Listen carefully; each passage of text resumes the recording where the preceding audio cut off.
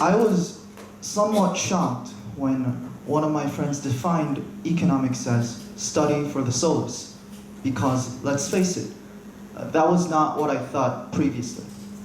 Economics does of course involve logic, math, and solid statistics, and I think that's inevitable.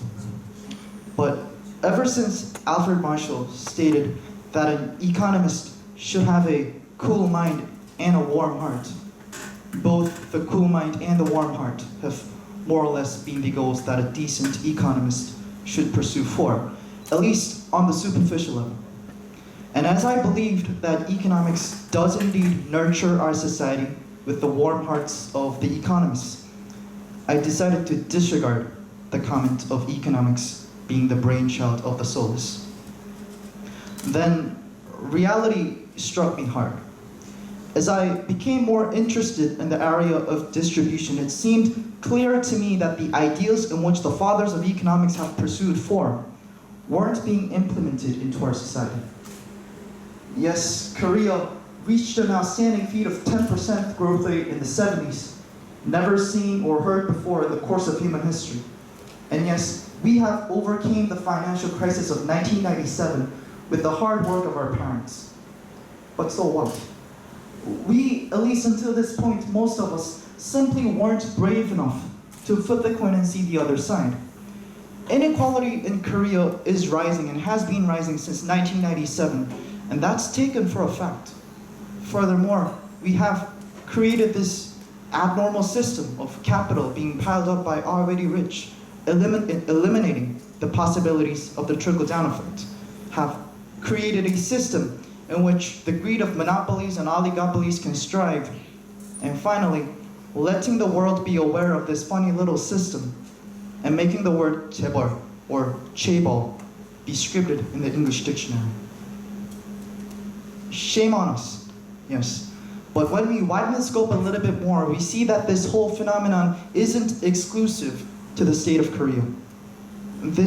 The widening up between the rich and the poor, rising inequality, insecurity, and tension between the social classes is happening all across the globe. America, for one, has led the world economy with its Wall Street power, has astonished the world with affluence of Las Vegas, but at the same time is suffering from poverty, healthcare, and welfare issues. The wealthy in America can afford the best medical system that any insurance company could provide, and yet there are poor who march across Wall Street in order to occupy it. True, capitalism has enabled the humankind to reach a peak within a span of just 200 years, and Korea is more prosperous, powerful, and wealthier than ever before, and so is America, France, and other capitalistic societies. But that's only on the surface level. Once we dig deep, we realize that wealth isn't absolute, it's relative. We may perceive ourselves to be like others, that all others would enjoy the same benefits provided by capitalism. But the truth is, when you sit here listening to this speech, there are those discouraged in the south side of Chicago, or in the deserts of Africa, or in other places with no money to spend and infrastructure to utilize, thereby being left out in the capitalistic system. And that's probably why some people say that economics is a study for the soulless. Old capitalism for them may seem to have failed. But economics has always been a study of optimism rather than pessimism, a belief that the economy will grow if we work harder, a hope that there are better days ahead when we seek for it. These ideals that suggest that humans are the ones who change and better the future are the true geniuses of economics. And there is no reason for us to leave these ideals behind in the 21st century. I believe we can deal with the problems that we foresee inside the system of old capitalism. Welfare policies of Scandinavia or inheritance taxes and other policies may help societies to relieve themselves of inequality. But what I want is a more fundamental solution. A solution that the public would be able to understand without prior knowledge of rigorous economic theories. a solution that would tackle the false accusation that economics is ruthless, and a solution that is practical enough to be proposed by a 19-year-old boy. So ultimately, the question that I wanted to address was this: how could I, as a high school student with no social, political, or monetary power, solve the problem that I foresaw inside the system of old capitalism? How could I create the new pillars to a new system of capitalism, Neo-Capitalism, a new frontier that could newly lead the economy into prosperity for all, rather than prosperity for the few? So, in search for an answer, I first resorted to Adam Smith, the founding father of economics. Yes, the person that the conservatives are so fond of, the symbol of the Henry Ford assembly lines. The person who we all remember as encouraging humans to fight against each other, to compete, to step upon one another, and in the end, to be selfish. And that's the Adam Smith who we all remember, a cold scholar seeking for human rationality and selfishness, a typical soulless economist. But Adam Smith never saw himself as a soulless economist. He, in fact, never saw himself as an economist at all. He rather saw himself as a moral philosopher and stressed the importance of sympathy and empathy between the social participants. He believed that morality was as important as the invisible hand, and in his book, The Theory of Moral Sentiments, states that only when social participants are ready to understand each other can true capitalism stand to enrich not only oneself, but people around as well. Sharing of wealth and voluntary distribution of capital can only happen in our society if and only if social participants are ready to understand one another, according to Adam Smith. So as I look more closely at his theories of understanding and sympathy following cooperation, I started to realize that this could be the fundamental solution for the world we have right now, for the system of old capitalism. Let me go on deeper, following thoughts of Adam Smith. My proposal, in order to create a healthier system of capitalism, the pillars to Neo-Capitalism, is recognizing poets. Yes, poets. Roughly put, I say that it is not the soulless economists who can guide us into a new era, but rather Shakespeare, William Wordsworth, Oscar Wilde, and Arthur Miller, who have the capability. And Richard Rorty supports my point very well. A pragmatist, Rorty doesn't believe in the concept of absolute truth. There is no ultimate law that governs the universe. The world isn't a mechanical machine run by mathematical formula. And on similar grounds, no idea, philosophy, nor theory can surpass the limits imposed by time and space. Therefore, as Rorty believes that there is no absolute truth, but only diverse situations rising from each and every one of us, the keystone in any society should be respect and understanding between the social participants.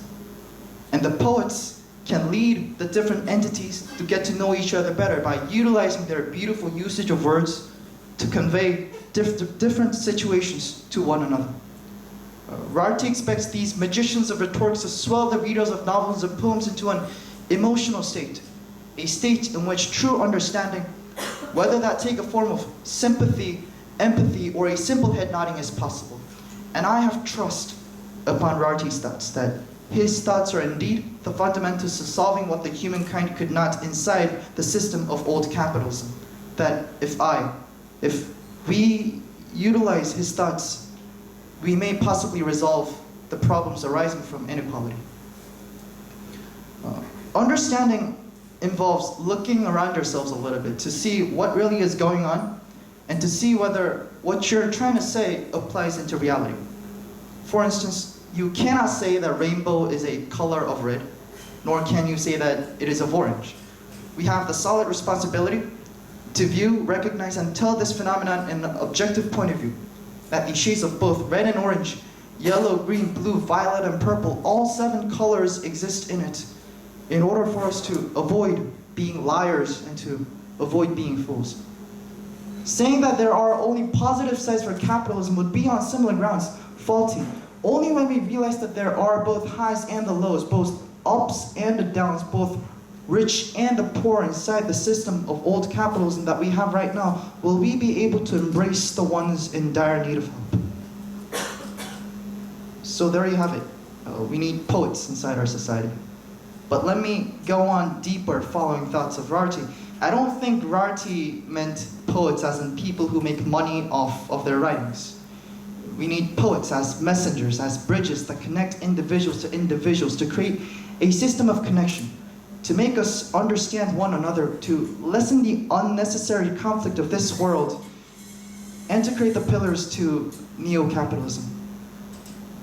Good thing about being a poet is that there is no social license, that we can all become poets if we wish to do so.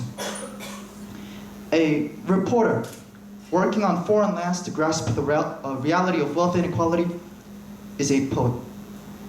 A policymaker who tries to listen to laborers earning 5,000 won per hour is a poet.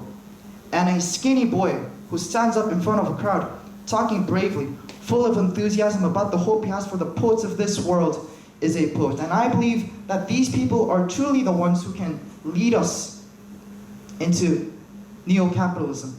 Walk towards the ones who are in need of help and give them a hand to create a society which values dignity of human beings as the top priority. So in the end, I want better capitalism. Capitalism run by poets. Neo-capitalism in which equality among citizens is ensured. And my thoughts have not been resonated through radicals throughout the centuries, but rather through the founding father of economics and philosophers like Adam Smith and Richard Rorty. They all foresaw inequality as a problem to be dealt with rather than disregarded, because materialistic capitalism innately brings up inequality, causing social disorder and doubts.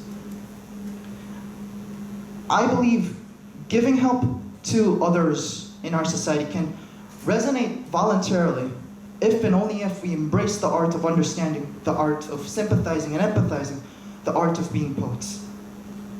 When you hear news reports about a kid who can't study due to financial issues, or when you see a homeless in the subways of Gangnam, that should make your life poor. We should all feel poor, even if the child or the homeless isn't a person whom we know personally. And this belief that we're all connected doesn't come overnight. It takes practice, time, and effort in order to implement it into our own selves and to others as well. But of course, fortunately, we don't have to start big. We can always start small. The humans of New York recently moved on to Iran to check upon the devastations Iranians are facing. Look through that and get a sense of what atrocities may be happening on the other side of the globe. Or participate in events like the Ice Bucket Challenge, or events that start off with the ambition to help the ones in need of help. And have some interest in people around you, whether it be your disabled friend or people living in a poor regional area, and think of the financial, social, and monetary obstacles those people would face daily. Only when we start small and move out forward, move on big, will we be able to transform the old system of old capitalism into neo-capitalism, the one we envision to come true. With understanding by being poets, I believe that someday we may possibly solidify the pillars to neo-capitalism. And only when we speak of inequality as an issue to be addressed rather than disregarded, only then can economics regain its promise of making people live well, remove the slander that says economics is a study for the soulless, and out of this frustrating economic conundrum, may we arise out. Let us be on the front line of this change to come. Thank you.